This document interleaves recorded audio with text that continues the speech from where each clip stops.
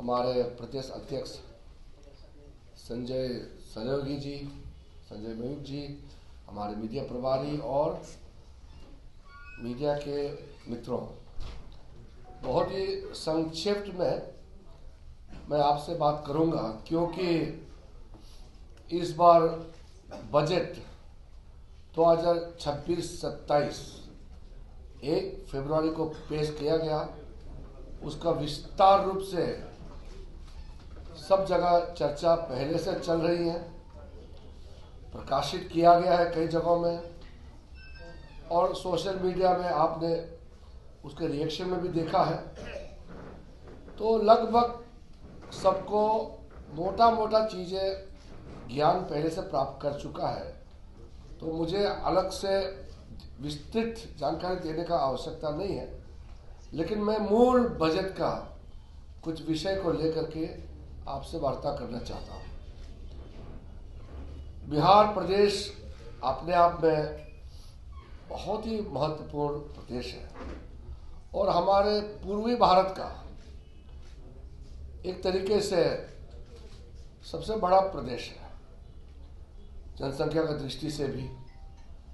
और पूर्वी भारत हम एक तरीके से कभी कभी पूर्वोदय, पूर्वांचल, पूर्वी भारत अलग अलग नाम से जानते हैं। मैं खुद पूर्वोत्तर भारत से आता हूँ और आप पूर्वोत्तर भारत जाते हैं तो बिहार से होकर के जाते हैं।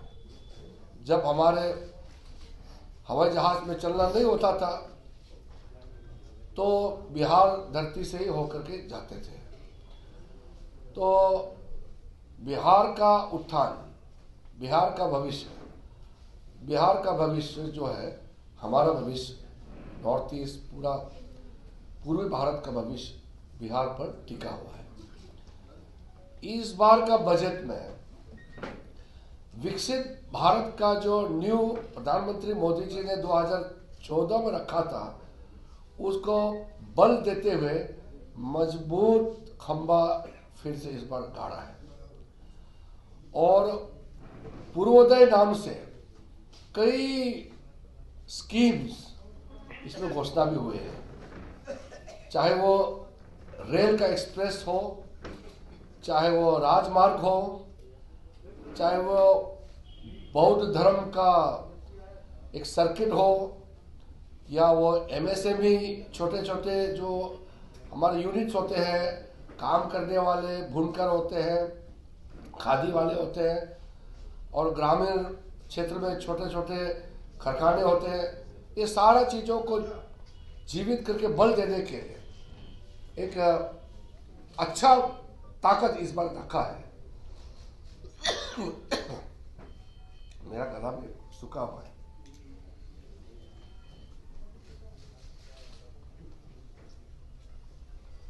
तो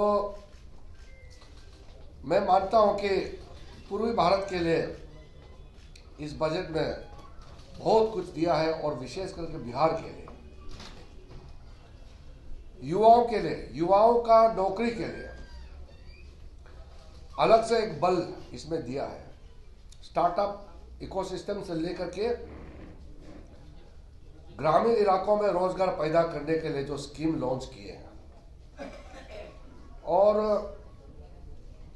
बिहार में पहले जो पिछले साल का बजट में जो घोषणाएं की है उसको बल देते हुए इस बार और तेजी से आगे ले जाने के लिए योगदान इस बजट से मिलेगा। देश में जितना जिले हैं, सब जिले में महिलाओं के लिए एक गर्ल्स हॉस्टल, ये बहुत बड़ा एक निर्णय है, सशक्तिकरण महिलाओं के लिए। तो युवाओं के लिए, महिलाओं के लिए जो इस बजट में आपको विस्तृत में मैं जानकारी इसलिए नहीं दे रहा हूं क्योंकि वो बहुत लंबा हो जाएगा। तो निर्मला सीतारमण जी का बजट में डिटेल से उसको आपको हम लोग कॉपी भी शायद दिया होगा पार्टी ऑफिस से, आपको कॉपी मिल जाएगा। एक दो मुख्य पॉइंट को मैं रोशनी डालना चाहता हूं। जो रिफॉर्म्स एक्सप्रेस है, मोदी जी का तीसरे कार्यकाल में रिफॉर्म्स का बहुत बड़ा काम शुरू किया है। इस रिफॉर्म्स का जो रिफॉर्म्स एक्सप्रेस जो हम लोग बोलता है, ये रिफॉर्म्स एक्सप्रेस बहुत तेजी से चल चुके हैं। ये रिफॉर्म्स एक्सप्रेस अभी रुकने वाला नहीं है। 2047 में विकसित भारत बनाने के लिए ये जो रिफॉर्म्स एक्सप्रेस चले हैं, ये पहले 2 कार्यकाल में जितना तेजी से आगे बढ़ा है, उससे कई अधिक गुना ताकत और तेज गति से ये रिफॉर्म्स एक्सप्रेस आगे चलने वाले हैं। मेन रिफॉर्म्स का मैं आपको पर्दा डालना चाहता हूं। जो छोटे छोटे काम करने में जो आपको लाइसेंस निकालना पड़ता है, फॉर्म भरना पड़ता है, गारंटी देना पड़ता है, जो गरीब आदमी ठोकर खा करके इधर उधर घूमना पड़ता है छोटे छोटे व्यवस्था खड़ा करने के लिए, ये सारा जो बॉटलनेक है, प्रावधान है, उसको हटाने का निर्णय किया गया है। एक high level regulatory reforms committee वो बनाया गया है, जिसमें जो ये सब जहां जहां दिक्कतें हैं, जहां जहां आम लोगों को ये जो परमिट निकालने में या कागज निकालने में या लोन लेने में जो दिक्कतें होते हैं, उसको आसान करने के लिए एक high level committee for regulatory reforms बनाया गया है, जिससे आम लोगों का जिंदगी में कोई दिक्कत ना आए, आराम से आप अपना कारोबार कर सके। इसलिए ये रिफॉर्म्स का तेज गति से आगे बढ़ने के लिए निर्णय किया गया है। उसके बाद मिडिल क्लास के लिए जो हम लोग जो टैक्स देते हैं, जो आमदनी प्राप्त करते हैं, मेहनत करके कमाते हैं, उन लोगों के लिए बहुत बड़ा सहूलियत देने का फैसला किया गया है।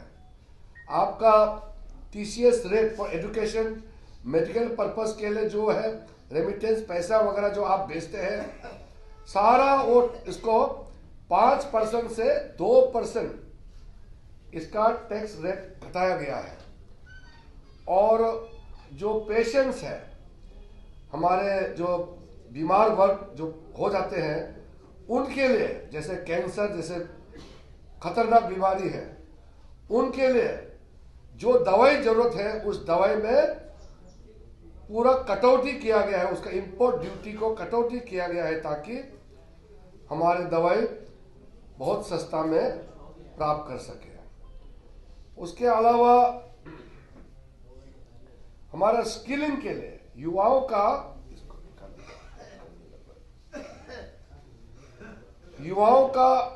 स्किलिंग के लिए, स्किलिंग मतलब जो आप सेल्फ एम्प्लॉयमेंट कर सकते हैं, अपना आप एंटरप्रेन्योरशिप करके अपना पैरों पर खड़ा कर सकते हैं।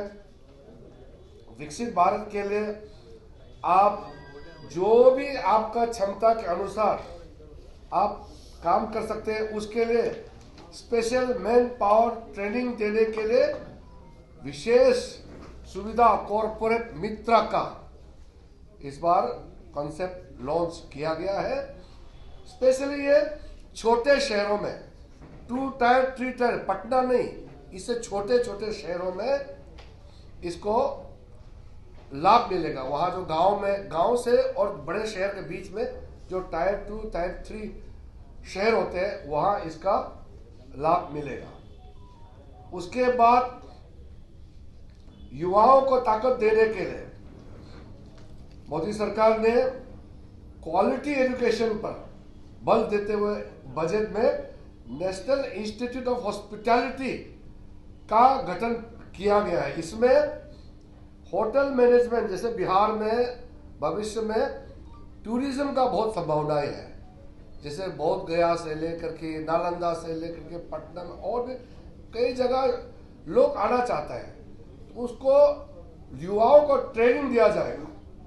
हॉस्पिटैलिटी इंडस्ट्री में हमारे जो टूरिस्ट है, जो बाहर से लोग आते हैं, पर्यटक हैं, उनको संभालने के लिए और अपना ताकत को बढ़ाने के लिए विशेष ये हॉस्पिटैलिटी इंस्टीट्यूट जो खोला जाएगा, उसमें national council for hotel management and catering technology के नाम से ये बड़ा इंडस्ट्री डेवलप होगा और बिहार जैसे राज्य में इसका सबसे बड़ा फायदा होगा। और यहाँ इंफ्रास्ट्रक्चर का लॉन्ग टर्म ग्रोथ के लिए आपको मालूम है 2004 से 2014 हम तो विपक्ष में रहे हैं। आखिरी बजट जब दिया था यूपीए सरकार ने 2 लाख करोड़ इंफ्रास्ट्रक्चर के लिए उनका टोटल बजट था। आप सोचिए आज से 11 साल पहले 2 लाख करोड़ यूपीए का बजट था, ये सड़क बनाने में, रेलवे लाइन बनाने में, बाकी जो सीधा इंफ्रास्ट्रक्चर बनाने में। अब सोचिए इस बार लगभग 12.5 लाख करोड़ इस बार दिया गया है। मैं खुद बहुत करीब से मैंने देखा है। मैं जब चुनाव लड़ा, गाड़ी खरीद के मैं दिल्ली से 5 गाड़ी लेकर के अरुणाचल प्रदेश जा रहा था। बिहार को क्रॉस करने में 3 दिन लगा मुझे। 1991 में बनारस से गया होते हुए, ये मध्य बिहार से होते हुए किशनगंज से मुझे बंगाल पहुंचना था। 3 दिन लगा उस समय। अभी आप बिहार का एक कोने से दूसरे कोने 1 दिन में आराम से पहुंच सकता है। तो ये जो अटल जी ने जो एक प्रधानमंत्री ग्राम सड़क योजना चलाया था, उसके अलावा इस देश में कोई बड़ा कार्यक्रम नहीं था। आज तो ये जो 12.5 लाख करोड़ का जो कैपिटल एक्सपेंडिचर जो इस बार दिया है, उसका बहुत बड़ा इसका शेयर जो है वो बिहार के लिए होने वाला है। जो मैंने आपको शुरू में बताया, जो यहाँ कॉरिडोर, एक्सप्रेस हाईवे, रेलवे का कॉरिडोर, आपका राजमार्ग का कॉरिडोर, बुद्धिस्ट सर्किट, अन्य टूरिज्म सर्किट जो खोलने वाले हैं, ज्यादातर ये जो 12.5 लाख करोड़ जो लागत होगा वो पूर्वोत्तर और पूर्वी भारत में होगा। यानी कि बिहार, बंगाल, ऊपर का आंध्र प्रदेश, झारखंड और पूर्वोत्तर भारत, ये जो पूर्वी भारत में इसका सबसे ज्यादा लागत होने वाला है। तो इसलिए आज मैं पटना में आपके बीच में आया है, तो हमारे लिए, पटना के वासियों के लिए और बिहार वासियों के लिए ये बहुत खुशखबरी है। इसलिए बजट सुनने के बाद कुछ लोग भूल गया होगा, इसलिए मैं सोचा कि फिर एक बार आपके माध्यम से लोगों तक ये संदेश हम पहुंचाया जाए कि ये बजट में बिहार और हमारा पूर्वी भारत के लिए कितना बड़ा कदम उठाया गया है।